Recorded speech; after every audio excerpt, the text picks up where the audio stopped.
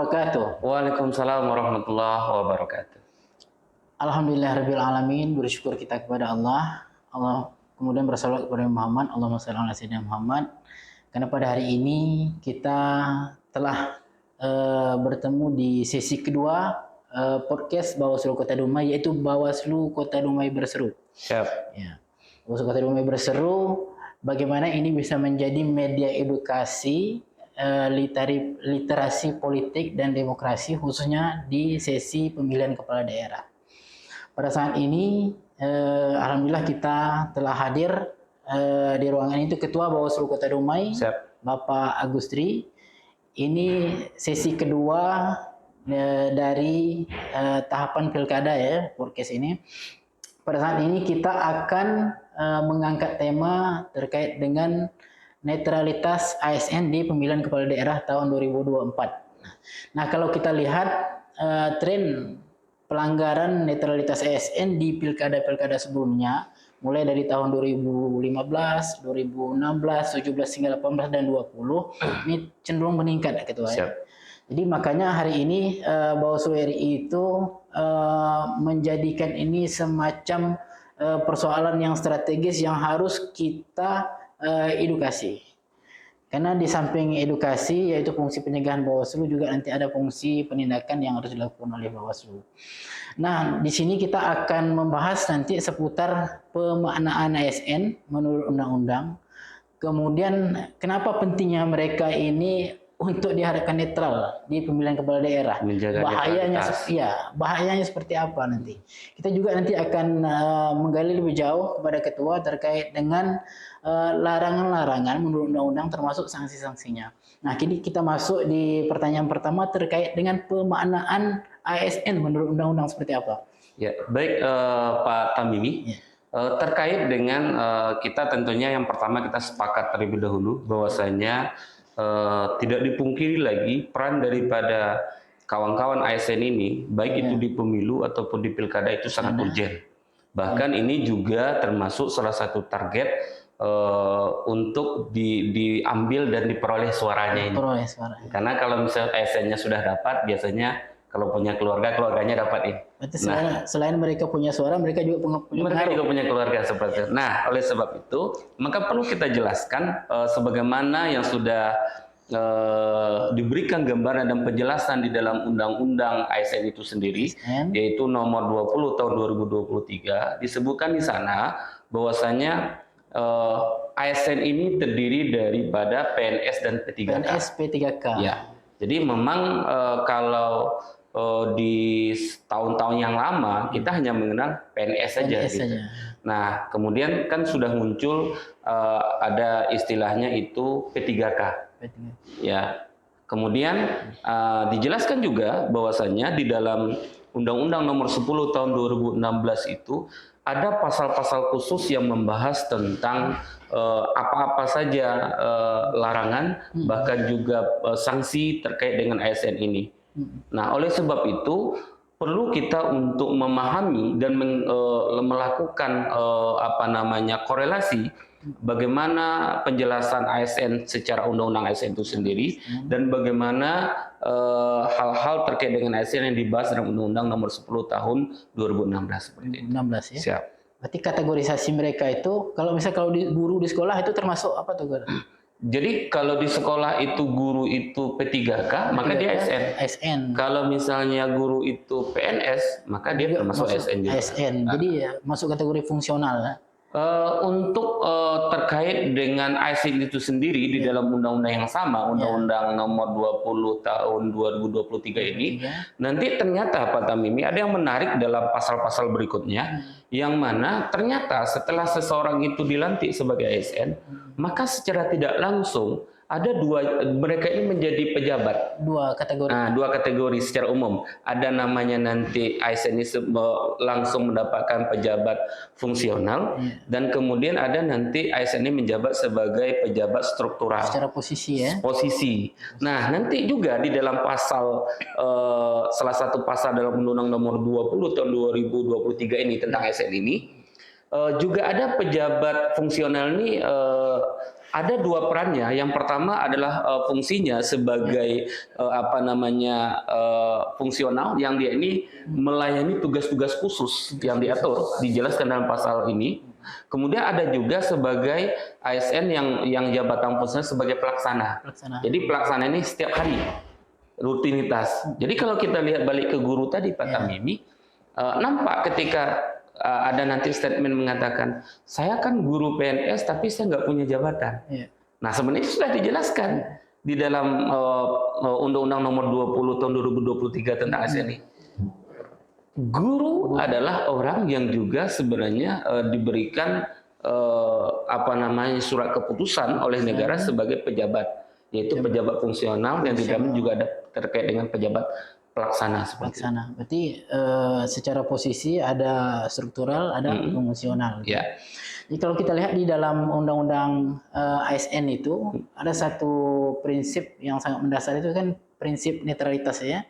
Nah, prinsip netralitas itu di situ dijelaskan bahwasanya mereka itu tidak memihak kepada salah satu terhadap kepentingan politik praktis, termasuk penerjemahan di undang-undang pilkada kepada peserta peserta pemilihan.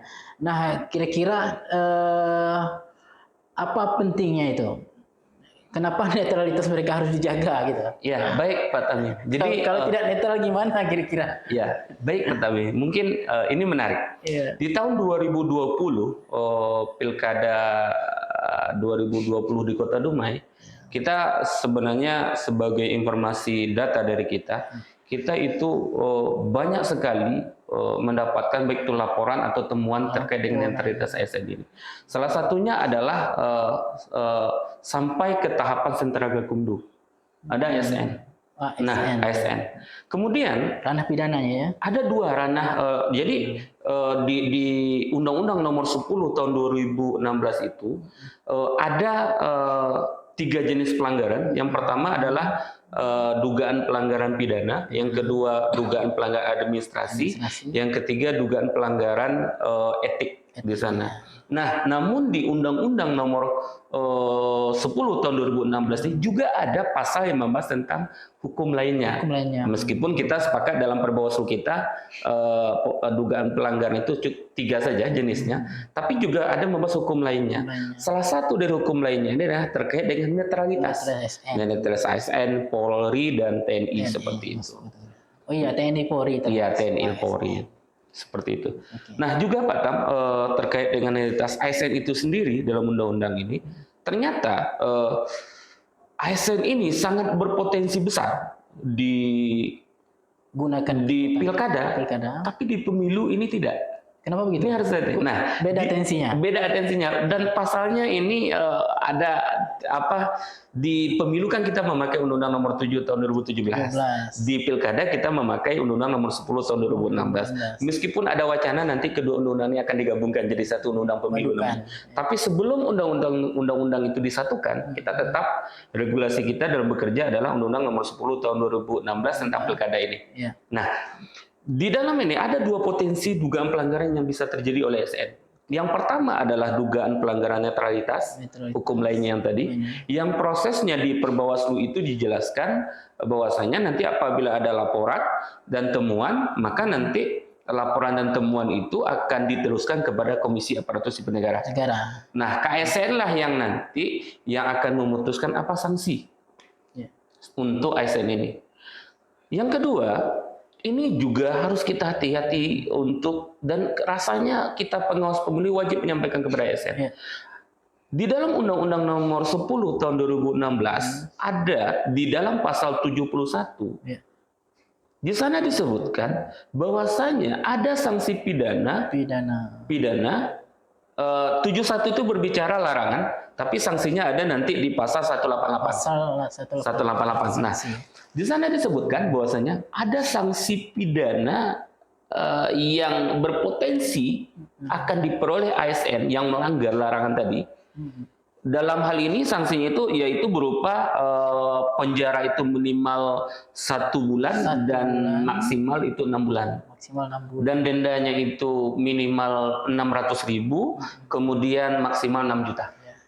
atas perilaku tidak netral tadi. Atas perilaku tidak netral apabila ada laporan dan temuan dari Bawaslu. Kalau laporan ini dari masyarakat WNI, yang kedua adalah Masyarakat peserta pemilunya atau pilkadanya, kemudian ketiga adalah pemantau pemilu. Berarti hukum lainnya tadi ke KSN ya. KSN. Nah, kalau KSN tidak ada nanti mungkin ke Men-PRB atau nanti ujung terakhir nanti kan PPK yang mau eksekusi kan. Betul. Oke. Kemudian terkait dengan mereka ini membedakan gitu. Satu sisi mereka kan dianggap netral, tapi mereka punya hak pilih. Iya, betul. Iya. Jadi gini, dari dulu sebenarnya persoalannya ini adalah, jadi statement seperti ini. Kami kan berbeda dengan TNI Polri. Gitu. Kalau TNI Polri itu aturannya hak konstitusinya untuk memilih dan dipilih itu dicabut. Selama dia masih berstatus sebagai TNI Polri. Tapi ASN ini kan tidak. Ibaratnya setengah ini, setengah dicabut, setengah tidak. Yang dicabut itu adalah hak untuk dipilih, hak konstitusi untuk dipilih. Sementara dia hak konstitusinya untuk dipilih dikerangkeng dicabut selama masih berstatus ASN ini. Tetapi hak untuk memilih, hak konstitusi memilih diberikan gitu. Maka ada kemudian bagi ASN ini bertanya seperti, loh bagaimana kami memilih? Tentu kalau kamu memilih ini ibarat memilih kucing dalam karung misalnya gitu. Nah nanti bagi orang-orang yang kemudian di pihak lain mengatakan, ya apakah untuk memilih calon itu harus datang saat kampanye gitu? Kamu bisa aja tengok kayak di spanduknya semua gitu. Nah ini dinamika di lapangan lah. Tapi satu hal yang harus kita ingat adalah kalau pertanyaannya bolehkah ASN itu berkampanye, jelas itu nggak boleh. Tidak boleh. Berkampanye aktif. Aktif itu tidak boleh. Tetapi kalau pertanyaannya bolehkah ASN hadir di tempat kampanye? Nah itu gimana penjelasannya? Nah ini yang sebenarnya kalau kita lihat dari dasar hukumnya baik undang-undang pilkada itu sendiri dan juga Perbawaslu PKPU itu nggak ada larangan. Nah nanti kan ini kalau tidak dijelaskan secara detail, nanti kan ASN hadir nanti bilang Bawaslu ini mandul segala macam gitu. Iya betul. Kan? Nah ini ingin kita sampaikan Jadi perlu kami sampaikan tidak ada larangan di dalam undang-undang ataupun perundang-undangan yang mengatur bahwasanya ASN ini dilarang hadir ke tempat kampanye. Tapi konteksnya yang dilarang itu adalah berkampanye sesuai dengan Men-PRB kan juga ada surat misalnya. Nah, hadir ke sana. Nah, kemudian juga harus memakai konsep prinsip netral. Nah, ini besar panjang lagi penjelasannya. Misalnya gini. Misalnya di rumah ini ada misalnya itu ada kita taruhlah 6 paslon itu kan misalnya sebanyak itu. Nah, kemudian ketika ASN hadir di paslon nomor 1 misalnya, kemudian tidak hadir di paslon nomor 2, hadir lagi di paslon nomor 3, dan begitu saja. Nah ini kan juga nanti jadi masalah nih Pak Tamimi. Harus adil secara. Kalau konsepnya netral ya hadir semuanya gitu kan gitu. Ya kalau tidak bisa seperti itu, ya udah nggak usah hadir salah satu pun. Itu namanya netral untuk kehadiran. Kemudian bagaimana kalau ada ASN yang hadir ke tempat? Ada. Meskipun tidak ada larangan untuk hadir, tapi ada larangan di sana yang sangat urgent dilanggar oleh ASN. Misalnya ada musik, apa tidak mungkin nanti dalam musik itu, apalagi mohon maaf ada yang hobi koplo, kemudian saat musik koplo kampanye tangannya nanti angkat-angkat gini-gini gitu kan, simbol-simbol gitu. Nah ini kan ketika ada laporan dari masyarakat ini kan bisa diproses nih. Simbol-simbol, isyarat-isyarat gitu kan. Apa mungkin kita hadir, misalnya ASN hadir datang cuma nengok nih, ya syukur kalau tangannya gini aja kan, tapi ternyata kakinya goyang-goyang, ini kan juga jadi masalah ini. Berarti kalau kita kategorikan itu ada semacam bahasa lisan atau perbuatan atau bahasa isyarat mengimbau, mengarah, apa lagi itu? Mengimbau, mengarah, memfasilitasi. Itu nggak boleh. Nah artinya adalah kalau ditanya kepada kami di Bawaslu, kepada Bawaslu Kota Dumai, jadi kesebelasan kami boleh nggak? Pertanyaannya nggak ada larangan. Tapi kalau bisa jangan. Kenapa?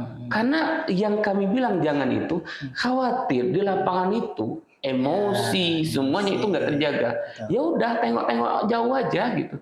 Kenapa harus hadir ke sana? Berarti konteksnya itu mereka hadir sebagai orang yang ada hak pilih. Ya. Berarti mendengarkan visi misi program. Gitu. Berarti tidak harus dekat juga ya? Ya tidak harus dekat dong. Ya. Apalagi sekarang. Ya sebenarnya gini Pak Tam, kalaupun dekat tidak ada pula masalah. Cuman apa Candi tidak menjamin dia ini entah apa gerak kata apa. Ya udah itu sangat uji. Kalau sudah nanti dilaporkan kemudian dijadikan temuan, ini urusannya panjang. Maka kami sebenarnya menghimbau kepada ASN-ASN ini, kalau hanya sekedar untuk mengetahui visi dan misi, kan ada metode kampanye yang lainnya. Di spanduk ada, kenapa harus hadir gitu. Tapi kalau memaksakan juga hadir, ya monggo. Tapi hati-hati, kalau ada nanti laporan ya kita akan proses seperti itu. Diproses atau dilaporkan bukan karena dia hadir, tapi karena perbuatannya yang hadir di zona atau di tempat kampanye. Itu yang akan kami proses. Hadir walaupun misal dia pasif, tapi orang laporkan, ya tetap juga bikin sibuk ya. Iya, tetap dia dipanggil, diminta keterangan, walaupun ujung nanti, oh ibu tidak melanggar gitu. Ternyata setelah klarifikasi itu ibu pasif gitu kan. Betul. Nah, itu. Berarti kategorinya boleh hadir mendengarkan dalam konteks pasif. Kalau kami menyatakan memang agak sensitif sih, bukan kata boleh Pak Tami, tapi tidak dilarang. Tidak dilarang. Ya, ini kalau bilang boleh nanti berbondong-bondong katanya boleh. Ya kami tidak melarang, tapi jaga. Tapi kalau sempat sedikit saja ada itu, ada lapor, ada temuan anggota kami akan proses. Berarti takut tidak bisa menahan suasana dan nafsu. Betul sekali ya. Ya kita ini kan kata Rasulullah ini kan. Konon katanya manusia ini dalam hadis Rasulullah itu katanya hati manusia itu dibolak-balik itu 42 kali dalam sehari. Syukur-syukur hati yang waktu datang kampanye itu lagi kuat imannya. Kalau lagi rendah, kacau kita. Gitu. Pengaruh orang sekitarnya kadang-kadang. Iya betul. Seperti itu. Ampun. Terkait atribut. Ya juga terkait atribut. Kita ingatkan. Salah satu bunyi larangan daripada ASN itu di tahapan kampanye adalah misalnya menghadir kampanye itu ada tidak boleh pakai atribut. Iya. Tidak boleh pakai atribut ASN-nya, tidak boleh semuanya itu nggak boleh. Dia harus mencopot semua seperti itu. Kita coba mengupas sesi apa lagi gitu lah. Sesi pasal-pasal larangan dan sanksi itu. Ya. Ini rasanya tak boleh terlalu panjang nanti jenuh. Siap. Iya, masuk ke pasal larangan dan sanksi. Biar jelas gitu. Jadi mungkin yang kita fokuskan di Undang-Undang Nomor 10 tahun 2016 itu di pasal 71 itu Junto 188 di pasal 71 itu pasal ini menjelaskan di ayat satunya itu adalah larangan sebenarnya ada 5 komponen di sana, 5 komponen yang dilarang. Yang pertama adalah itu pejabat negara, kemudian pejabat daerah, kemudian pejabat ASN, kemudian anggota TNI Polri, dan kemudian kepala desa atau lurah atau sebutan lainnya itu kan yang dilarang. Tapi di pasal 188 yang dibicarakan cuma 3. Kalau di 71 tadi ada 5 komponen, ini cuma 3 di 188 yang ada pidananya ini. Di sanksinya. Sanksi tentang sanksi. Siapa? Yang pertama adalah pejabat negara, kemudian pejabat ASN, kemudian kepala desa atau lurah atau sebutan lainnya. Itu struktural fungsional masuk ya? Kalau jabatan itu kan cara siapa itu pejabat ASN kan dijelaskan dalam Undang-Undang ASN Nomor 20 tahun 2023. Nah, ini di sana itu apa larangannya? Larangannya adalah intinya adalah di pasal 1 itu menyebutkan bahwasannya dilarang untuk membuat keputusan atau tindakan yang menguntungkan atau merugikan salah satu paslon. Itu bisa masuk semua tuh ya. Kalau masuk. Tak hati tidak netral saja. Iya, tidak netral. Nanti terekspresikan di isyarat-isyarat bisa kena. Betul. Seperti itu. Ya, begitulah. Kalau sanksinya tuh? Untuk sanksi, ya sanksi pidananya ada. Sanksi pidananya kalau kurungan itu minimal 1 bulan, maksimal 6 bulan. Kemudian dendanya itu minimal 600.000, maksimal itu 6 juta. Jadi itu kita fokus hari ini persoalan pidana itu ya? Pidana. Tapi belum lagi hukum lainnya kan? Belum lagi hukum lainnya kan ada persoalan jabatan. Betul. Jadi gini Pak Tamim, di Bawaslu itu sudah ada MOU dengan KSN, Pemerintah Negara. Jadi ada namanya aplikasi hasil kesepakatan MOU ini yang mana kalau ada laporan atau ASN yang dilaporkan ke Bawaslu, maka Bawaslu itu cukup memasukkan dalam aplikasi ini. Aplikasi. Ya, itu nanti ada di divisi PP. Aplikasi ini bahayanya gini. Kalau nama misalnya ada ASN yang dilaporkan, kemudian ternyata bukti-buktinya kuat, kemudian diinput dalam aplikasi ini. BKN ya? Di KSN. Di aplikasi ini, bahayanya adalah kalau sudah terinput, kalau misalnya barang ini, nama ini tetap ada dalam aplikasi ini, sampai dia diberi sanksi, sebelum dia ada sanksi ke sana atau ada putusan dia tidak bersalah, terdata aja namanya, ini sangat mengganggu secara administrasi bagi ASN itu. Apa? Mereka itu dianggap sedang dalam proses dan dia akan ada kendala, tidak bisa naik jabatan, tidak bisa naik gaji segala macam, karena sedang diproses. Makanya ada ASN di Pilkada 2020 kemarin di Dumai, yang ketika ada melanggar netralitas ASN juga, itu datanya masuk ke KSN, kemudian tiba-tiba kita kan nggak tahu lagi prosesnya gimana kalau udah sampai KSN. Ternyata oleh KSN barang ini digantung, tidak diberi sanksi dan tidak dinyatakan juga tidak bersalah. Nah sehingga ASN ini datang ke Bawaslu, minta Bawaslu berikanlah sanksi. Ya, karena kami kan tidak dapat memberikan sanksi. Kami bertanya, kenapa kok minta sanksi ke Bawaslu? Kami nggak bisa beri sanksi. Apa jawab mereka? Karena sebelum sanksi itu dikeluarkan dan kami belum menjalankan sanksi itu, tidak jelas, maka kami terkendala dalam kenaikan jabatan dan gaji kami. Kami nggak bisa ngapa-ngapain. Berilah kami sanksi. Nah ini kan lucu. Nah ini kita mengharapkan jangan sampai terjadi di Pilkada 2024. Itulah dampak yang menjadi sejarah ya. Betul. Sejarah itu pelajaran sebenarnya untuk kita ke depan. Ya barangkali terkait dengan persoalan netralitas ASN ini, kalau kita baca dalam peraturan bersama Menpan RB, kemudian di situ juga ada KSN, walaupun KSN udah bubar ya. Kemudian Bawaslu. Belum, KSN itu belum bubar. Masih aktif ya? Masih aktif. Jadi memang ada aturan, tapi sampai hari ini KSN itu belum bubar. Belum ya? Masih mekanisme ada. masih Mekanisme masih kepada KSN. KSN nanti ya. Ada Mendagri di situ, kemudian BKN juga.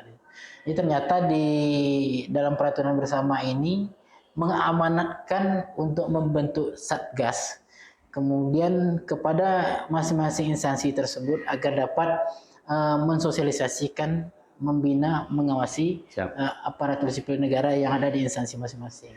Jadi barangkali sinergi ketua ya. Jadi jangan orang hanya mempersepsikan ini harus Bawaslu yang melakukan pencegahan edukasi, ya kita tetap juga kita lakukan, tapi tanggung jawab di secara institusional itu kan di lembaga masing-masing. Siap. Nah barangkali terkait dengan tema netralitas ASN, kita cukupkan demikian. Barangkali mungkin ada harapan dan pesan-pesan ketua untuk ASN, sikap mereka untuk menghadapi pilkada Kota Dumai 2024 ini gimana, Kri? Baik Pak Abil, mungkin di sesi yang terakhir ini saya selaku Ketua Bawaslu Kota Dumai tentu fokus dalam pengawasan adalah wilayah Dumai, zonanya adalah zona Dumai. Dan bagi saya, kawan-kawan atau yang berada di ASN ini adalah orang-orang yang mayoritas kebanyakan kita kenal, karena Dumai ini kecil. Nah, jangan sampai nanti ketika ada bermasalah, ini nanti juga akan merugikan secara sosial, komunikasi gitu. Makanya kami Bawaslu Kota Dumai menghimbau kepada seluruh ASN yang terdiri dari PNS dan P3K yang ada di Kota Dumai ini, sebentar lagi ini masuk tahapan pencalonan di tanggal 25 sampai 28 Agustus, hanya menunggu hari saja. Dan ini kita minta kepada ASN ini agar benar-benar menjaga netralitas di Pilkada 2024. Kita tahu sebenarnya bagi ASN ini kan ibaratnya itu makan buah si malakama.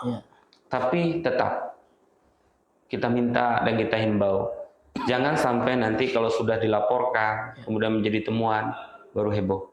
Maka oleh sebab itu jaga netralitas, jaga etik ASN itu sendiri.